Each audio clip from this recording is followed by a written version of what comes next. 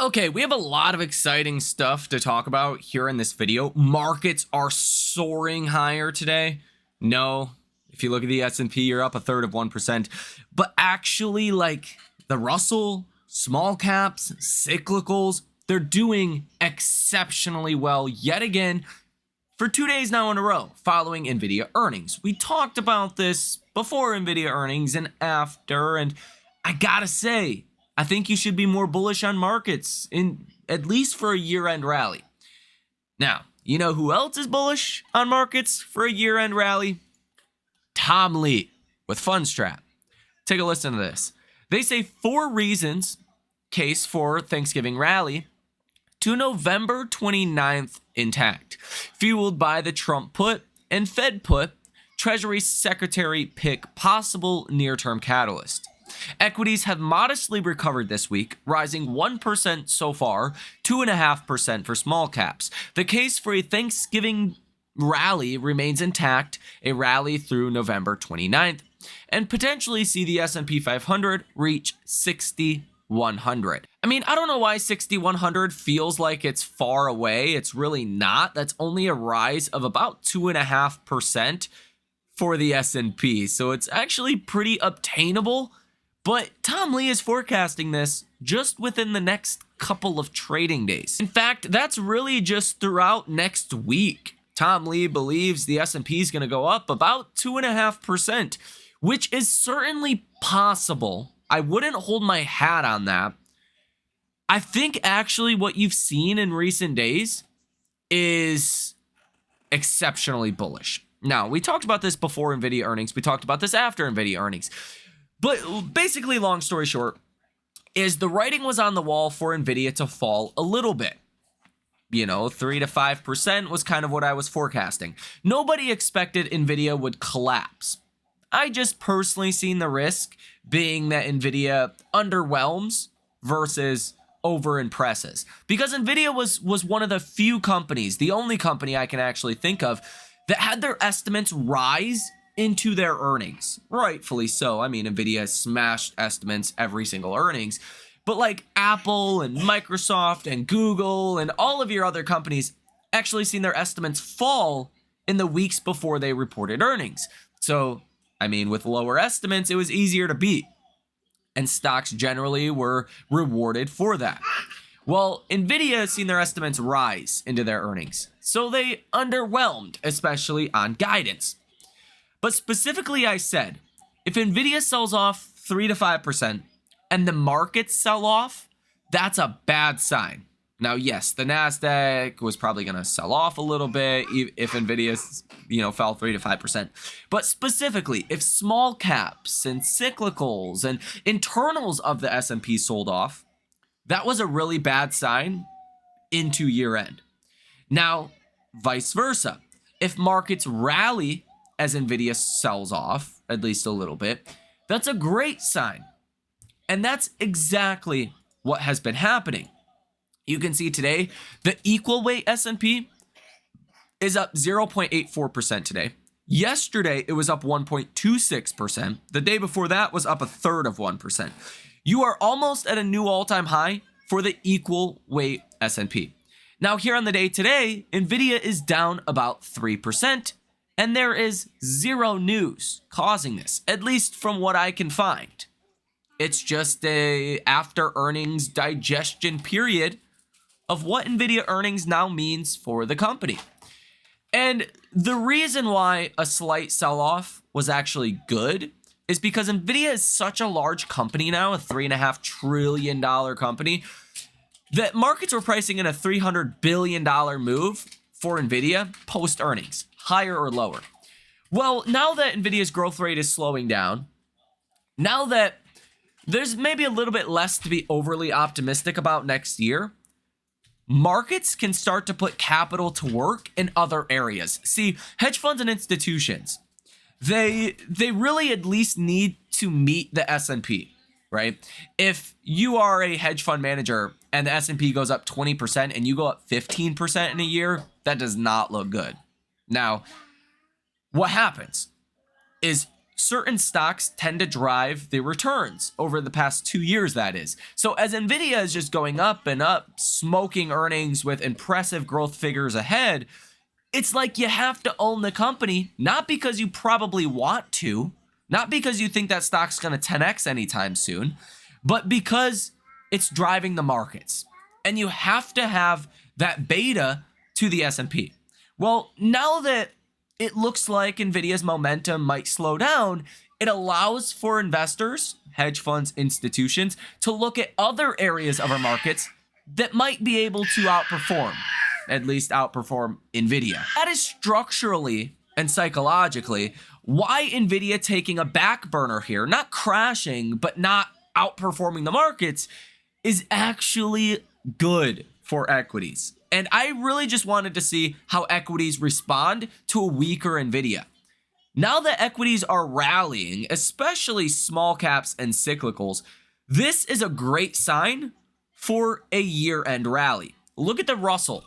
Following yesterday's almost 2% rally, the Russell is up another 1.5%. By far the outperformer. But it's also cyclicals like the Dow that is up 0.81% today, massively outperforming. The Nasdaq is only up 0.19% and the S&P 500 is up 0.35%. The VIX is also down about 5.4% today.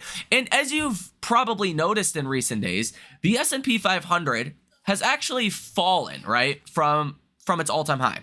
Like valuations have gotten cheaper marginally, not by a lot, but marginally for the S&P, whereas small caps and the average stock within the S&P has actually went higher. That's good because a lot of people were, negative on the S&P because of valuation.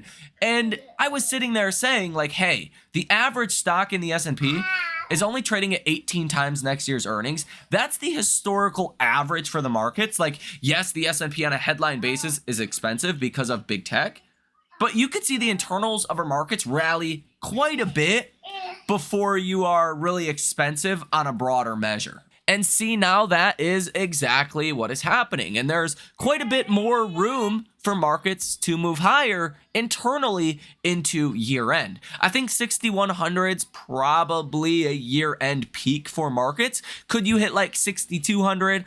Sure. Especially as you see Wall Street start to chase and fund managers trying to, chase markets. You could see a 61 to 6,200 market. But I think it's really going to be exceptional outperformance of small and cyclicals and really mid caps. So if markets do that well on a headline S&P basis, I expect small caps and the Dow are going to soar. Now, the reason you are likely going to see chasing in our markets, and what that means is, let's say a hedge fund or institution, a portfolio manager, is up 18% on the year, but the S&P is up over 20%, then you see funds that kind of try to chase and outpace the S&P. Okay, and I think this is why you're seeing small caps and cyclicals, some of the less appreciated areas of the markets actually, coming back versus some of the outperformance you've seen with big tech, obviously for 2023 and 2024. So it's just chasing to try to get the best returns into year end. Year end tends to be a historically bullish time for markets. People are spending a lot of money. There's a lot of optimism about the new year, and people are looking ahead. They're saying, hey, what's going to do well in 2025? And they kind of pile into those names. They tax loss harvest some of the bad names. And I think you understand year end tends to be a pretty good time for markets. The reason I'm growing more confident and more bullish for a year-end rally, especially within small caps, within, consumer staples and, even discretionaries perhaps, is because the biggest catalyst, the biggest risk factor for markets is now gone. In fact, Nvidia was pricing in the largest catalyst for the rest of this year, meaning the S&P, as far as options, we're pricing in over a 1% move higher or lower following Nvidia earnings. That is pricing in more than the CPI report, than the Fed meeting on December, I believe it's 18th. Like, those catalysts are small in comparison to what the markets are pricing in for Nvidia. So really your biggest risk catalyst is gone. As long as inflation does not surge or something dramatically changes, you're going to get the Fed that does what the markets are pricing in as far as, rate cuts, right? And the markets, we'll take a look, as of today, are pricing in a 53.7% chance of a rate cut December 18th and a 46.3% chance of a pause. You've heard from Fed speakers recently that sound like they want to cut rates December 18th, and then 2025 is more of a toss-up, right? 2025 is more of a, hey, we may cut rates, we may not cut rates. We might cut rates a lot, we might not cut rates at all, right? There's more uncertainty for 2025 as far as the Fed, but it looks like most are expecting a cut December 18th. Even if we don't get one, you're almost at a 50-50 chance. So it's not like it would be a big shocker. It's not like we're priced for a 90% chance of a cut and then we all ultimately don't get a cut, right? You're kind of priced almost 50-50. I do think sentiment, though, leans towards we're going to get another cut. So for these reasons, you're kind of forced to be bullish from now into year end.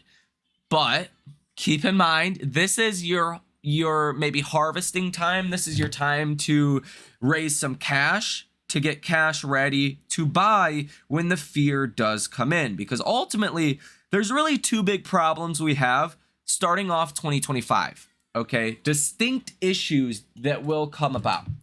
Number one is buy the election, sell the inauguration. Okay, it's pretty obvious we've started to, if not already, priced in the good Trump policies. Deregulation, lower corporate tax rates, right? Maybe more onshoring. We've priced these things in for the most part. I don't think they're fully priced in, but we've priced in maybe 50% of that already. Now, we haven't priced in at all the bad. The bad is a China-US trade war, which I don't think this is ultimately going to happen. But we already know the playbook for this. In 2018, from October 3rd, I've talked about this before, from October 3rd of 2018 through December 24th, Christmas Eve of 2018, the S&P fell almost exactly 20% because of a US-China trade war or fears of a larger trade war. Okay. Now, I think there's ultimately going to be a deal that's done. Trump's going to say, hey, you buy $1 billion of our, $1 trillion of our bonds, whatever the number is, and we'll slap a 50% tariff on some industries that aren't really important to you guys and call it even, right? I think there will be a deal made, in other words. But when you start to get those headlines and the realization that maybe there is some tariffs coming, maybe this could be not so great for the economy or not so great for certain companies, markets will respond to that. Markets will sell off because of that. And you want to be ready and prepared for it ahead of time. Now, I don't know when that's going to happen. Could be right before the inauguration. It could be the start of 2025. It could be after the inauguration. I have no idea when exactly that's going to happen, but it's going to happen at some point. I also have a strong feeling that in Q1 at some point, we're going to start to get economic data that does not look as good as what we've kind of grown used to, right? This is going to be more disappointing jobs reports. This is going to be, maybe a move down in consumer sentiment. This is going to be a move down in maybe some of your PMIs, right? For manufacturing, services, and overall, composite PMIs. This is going to lead to some kind of growth scare, growth concern in 2025. It's kind of going to move in waves, okay? We had a growth scare around August, September. Everyone's kind of like, hey, there could be a recession. The bears came out. They had a heyday. What happened? Things got a little bit better, and right now we're kind of riding that up wave where things look good as far as the economic data. It will turn down again. Question is, do we go into a recession? I have no idea. I think it's too early to know. But everyone's under the assumption that growth's going to be great next year. Anything that doubts that or questions that is going to be an issue. So no, I'm not a perma bull. I see that the markets are probably going to be more bullish from here into year end.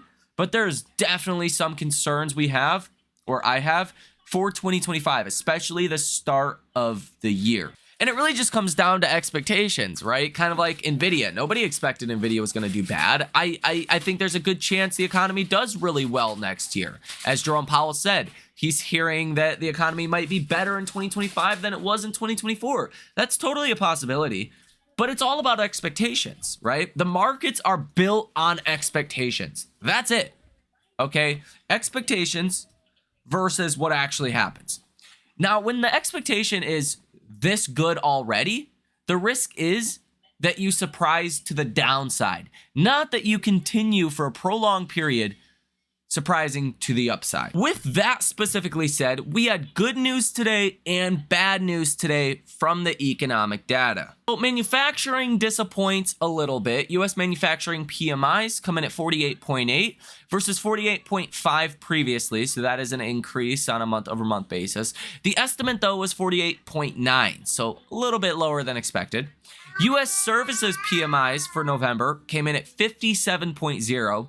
Previous month was 55.0. The estimate was 55.0. So that came in better than expected. So that's great. And really the economy is mostly services, so that's a good sign. And that's part of the reason why small caps and the Dow, like cyclical areas, are doing better today. U.S. S&P Global Composite PMI came in at 55.3 versus 54.1 in the previous month, so that got better. The estimate was 54.3, so definitely came in better than expected there as well. Now, Michigan, the University of Michigan November Consumer Sentiment Report came in at 71.8.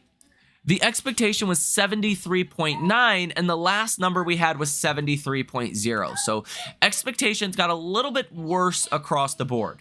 Now, one-year inflation expectations actually fell from 2.7% down to 2.6%. But 5 to 10-year inflation expectations actually went higher. They came in at 3.2%. The expectation was 3.1%.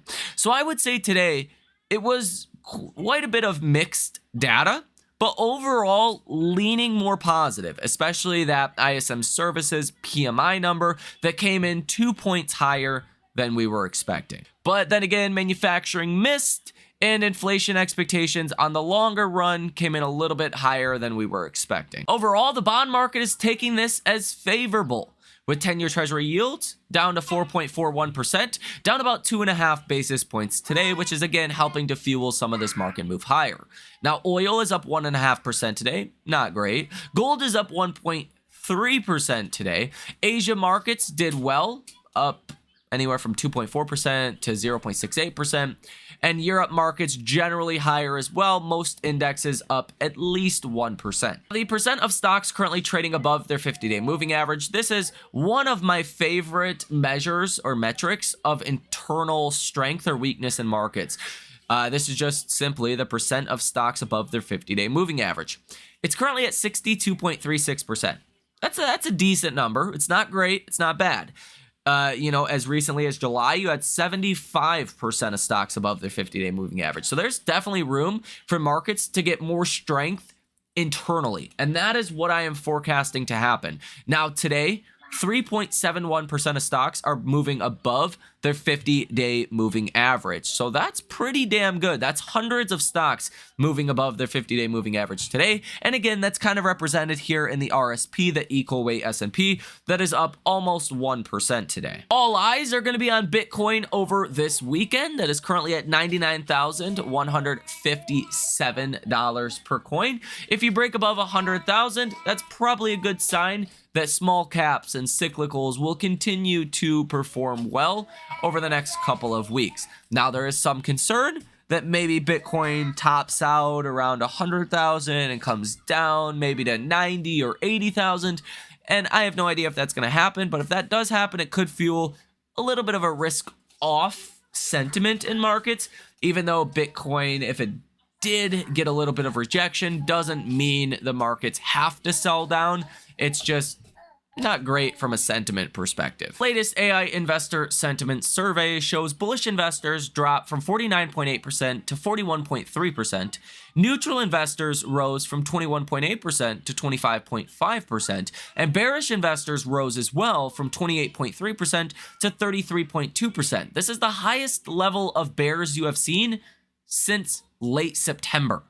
Okay, so it's been a couple of months since people have been this bearish, which does also kind of lead me to believe markets are probably going higher into year end. There's definitely room for people to get a little bit more bullish, and you are sitting at 33.2% of individuals that are bearish. That is higher than the historical average of 31% of investors being bearish. CNN's Fear and Greed Index today is at 61, which is barely in greed. Like, there's still a lot of room for markets to get more optimistic from here, which is also kind of leading me to believe markets could go higher from now into year end. Yesterday, you were at 57, which was also in greed, but you're up about 4 points today. Market momentum is extreme greed, stock price strength, fear, stock price breadth, extreme greed, put and call options, extreme greed, market volatility, neutral, safe haven demand is greed, and junk bond demand in extreme greed. Ladies and gentlemen, let me know what you think about all of this information down below in the comment section. You guys have a great rest of your day, and I will see you in the next one.